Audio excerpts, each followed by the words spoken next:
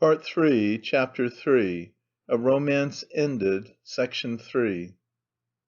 He rushed off to overtake Lizaveta Nikolaevna. She had not got far away, only a few steps from the house. She had been detained by Alexey Yegorytch, who was following a step behind her in a tail coat, and without a hat; his head was bowed respectfully. He was persistently entreating her to wait for a carriage. The old man was alarmed and almost in tears. "Go along, your master is asking for tea, and there's no one to give it to him," said Pyotr Stepanovitch, pushing him away. He took Liza's arm. She did not pull her arm away, but she seemed hardly to know what she was doing. She was still dazed. "To begin with, you are going the wrong way," babbled Pyotr Stepanovitch. "We ought to go this way, and not by the garden, and secondly, walking is impossible in any case. It's over 2 miles, and you are not properly dressed. If you would wait a second, I came in a droshky, the horse is in the yard. I'll get it instantly, put you in, and get you home so that no one sees you." "How kind you are," said Liza graciously. "Oh, not at all. Any humane man in my position would do the same." Liza looked at him and was surprised. "Good heavens! Why, I thought it was that old man here still." "Listen, I am awfully glad that you take it like this, because it's all such a frightfully stupid convention, and since it's come to that, hadn't I better tell the old man to get the carriage at once? It's only a matter of 10 minutes, and we'll turn back and wait in the porch, eh?" "I want first... Where are those murdered people?" "Ah, what next! That was what I was afraid of. No, we'd better leave those wretched creatures alone. It's no use your looking at them." "I know where they are, I know that house."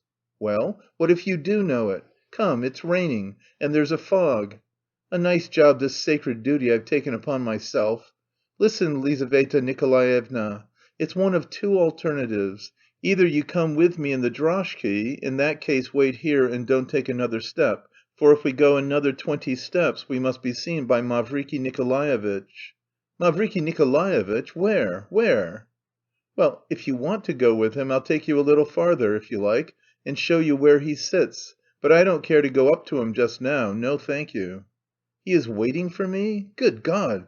She suddenly stopped and a flush of colour flooded her face. "Oh, come now, if he is an unconventional man... You know, Lizaveta Nikolaevna, it's none of my business. I am a complete outsider, and you know that yourself, but still I wish you well. If your ferry boat has failed you, if it has turned out to be nothing more than a rotten old hulk, only fit to be chopped up..." "Ah, that's fine, that's lovely!" cried Liza. "Lovely, and yet your tears are falling. You must have spirit. You must be as good as a man in every way. In our age, when women... Oh, foo, hang it!" Pyotr Stepanovitch was on the point of spitting. "And the chief point is that there is nothing to regret. It may all turn out for the best. Mavriky Nikolaevitch is a man, in fact he is a man of feeling, though not talkative, but that's a good thing too, as long as he has no conventional notions, of course." "Lovely, lovely!" Liza laughed hysterically. "Well, hang it all, Lizaveta Nikolaevna," said Pyotr Stepanovitch, suddenly piqued. "I am simply here on your account. It's nothing to me. I helped you yesterday when you wanted it yourself. To day... Well, you can see Mavriky Nikolaevitch from here, there he's sitting, he doesn't see us. I say, Lizaveta Nikolaevna, have you ever read Polenka Saxe?" "What's that?" "It's the name of a novel, Polenka Saxe. I read it when I was a student. In it a very wealthy official of some sort, Saxe, arrested his wife at a summer villa for infidelity. But hang on, it's no consequence. You'll see, Mavriky Nikolaevitch will make you an offer before you get home. He doesn't see us yet." "Ach, don't let him see us!" Liza cried suddenly, like a mad creature. Come away, to the woods, to the fields!" And she ran back. "Lizaveta Nikolaevna, this is such cowardice!" cried Pyotr Stepanovitch, running after her. "And why don't you want him to see you? On the contrary, you must look him straight in the face, with pride. If it's some feeling about that... some maidenly... that's such a prejudice, so out of date. But where are you going? Where are you going? Ech, she is running! Better go back to Stavrogin's and take my droshky. Where are you going? That's the way to the fields. There... she's fallen down." He stopped. Liza was flying along like a bird, not conscious where she was going, and Pyotr Stepanovitch was already 50 paces behind her. She stumbled over a mound of earth and fell down. At the same moment there was the sound of a terrible shout from behind. It came from Mavriky Nikolaevitch, who had seen her flight and her fall, and was running to her across the field. In a flash Pyotr Stepanovitch had retired into Stavrogin's gateway to make haste and get into his droshky. Mavriky Nikolaevitch was already standing in terrible alarm by Liza, who had risen to her feet. He was bending over her and holding her hands in both of his. All the incredible surroundings of this meeting overwhelmed him, and tears were rolling down his cheeks. He saw the woman for whom he had such reverent devotion running madly across the fields at such an hour, in such weather, with nothing over her dress, the gay dress she wore the day before, now crumpled and muddy from her fall. He could not utter a word. He took off his greatcoat and with trembling hands put it round her shoulders. Suddenly he uttered a cry, feeling that she had pressed her lips to his hand. "Liza," he cried, "I am no good for anything, but don't drive me away from you." "Oh, no, let us make haste away from here. Don't leave me." And seizing his hand, she drew him after her. "Mavriky Nikolaevitch," she suddenly dropped her voice timidly, "I kept a bold face there all the time, but now I am afraid of death. I shall die soon, very soon, but I am afraid, I am afraid to die," she whispered, pressing his hand tight. "Oh, if there were someone," he looked round in despair, "some passer by! You will get your feet wet, you... will lose your reason." "It's all right, it's all right," she tried to reassure him. "That's right, I am not so frightened with you. Hold my hand, lead me. Where are we going now? Home? No, I want first to see the people who have been murdered. His wife has been murdered, they say, and he says he killed her himself. But that's not true, is it? I want to see for myself those three who've been killed on my account. It's because of them his love for me has grown cold since last night. I shall see and find out everything. Make haste, make haste! I know the house. There's a fire there. Mavriky Nikolaevitch, my dear one, don't forgive me in my shame. Why forgive me? Why are you crying? Give me a blow and kill me here in the field like a dog." "No one is your judge now," Mavriky Nikolaevitch pronounced firmly. "God forgive you. I, least of all, can be your judge." But it would be strange to describe their conversation. And meanwhile they walked hand in hand quickly, hurrying as though they were crazy. They were going straight towards the fire. Mavriky Nikolaevitch still had hopes of meeting a cart at least, but no one came that way. A mist of fine, drizzling rain enveloped the whole country, swallowing up every ray of light, every gleam of colour, and transforming everything into one smoky, leaden, indistinguishable mass. It had long been daylight, yet it seemed as though it were still night. And suddenly, in this cold, foggy mist, there appeared coming towards them a strange and absurd figure. Picturing it now, I think I should not have believed my eyes if I had been in Lizaveta Nikolaevna's place. Yet she uttered a cry of joy and recognised the approaching figure at once. It was Stepan Trofimovitch. How he had gone off, how the insane, impracticable idea of his flight came to be carried out, of that later. I will only mention that he was in a fever that morning, yet even illness did not prevent his starting. He was walking resolutely on the damp ground. It was evident that he had planned the enterprise to the best of his ability, alone with his inexperience and lack of practical sense. He wore travelling dress, that is, a greatcoat with a wide patent leather belt, fastened with a buckle, and a pair of new high boots pulled over his trousers. Probably he had for some time past pictured a traveller as looking like this, and the belt and the high boots with the shining tops, like a hussar's in which he could hardly walk, had been ready some time before.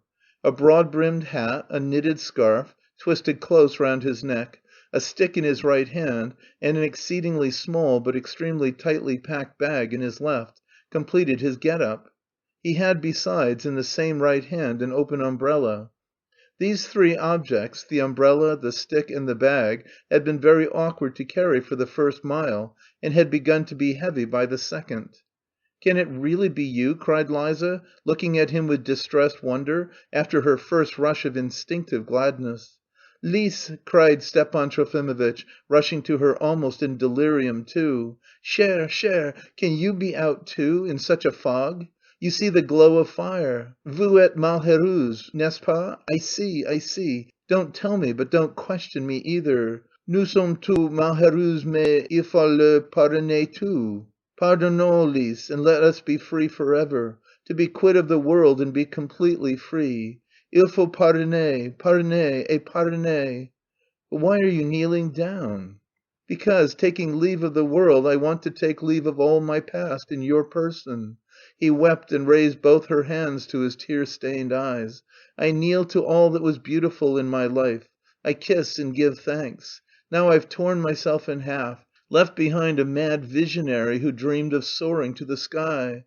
21 here, a shattered, frozen old man, a tutor chez ce marchand, s'il existe pourtant ce marchand. But how drenched you are, Lise," he cried, jumping on to his feet, feeling that his knees too were soaked by the wet earth.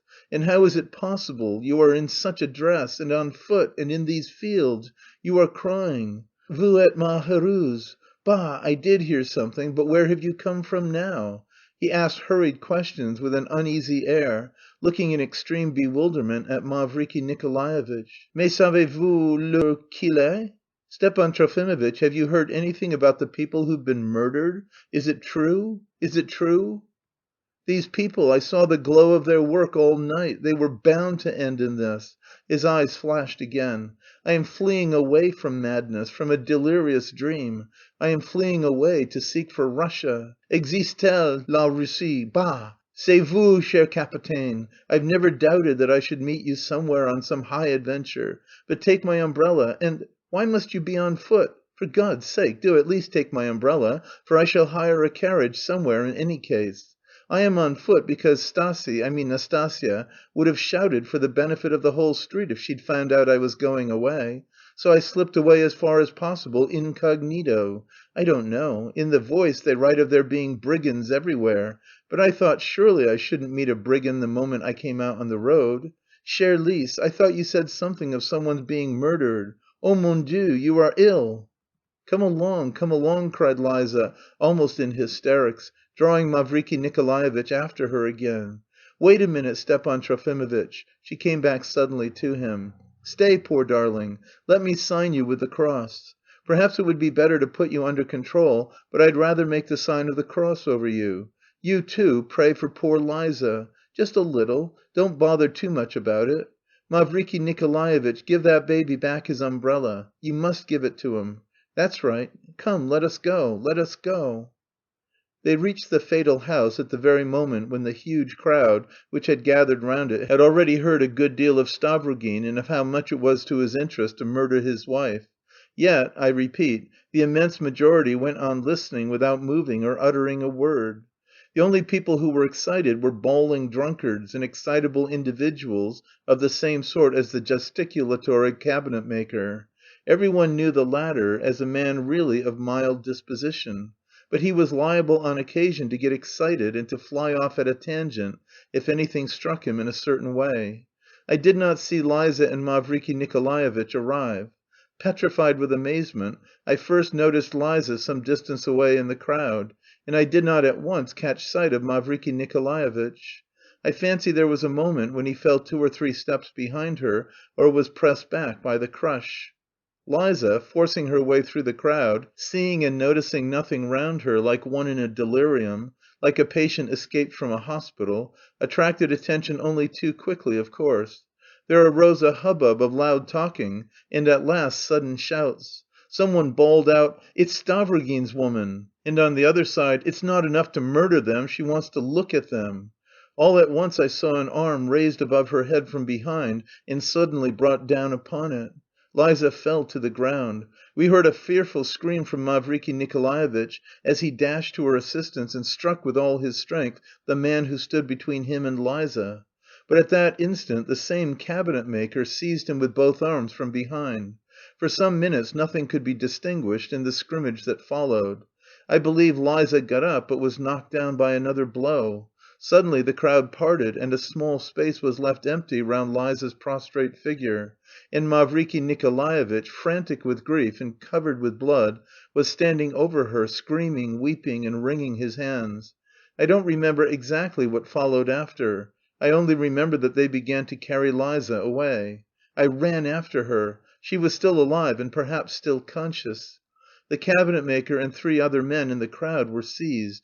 These 3 still deny having taken any part in the dastardly deed, stubbornly maintaining that they have been arrested by mistake. Perhaps it's the truth. Though the evidence against the cabinet maker is clear, he is so irrational that he is still unable to explain what happened coherently.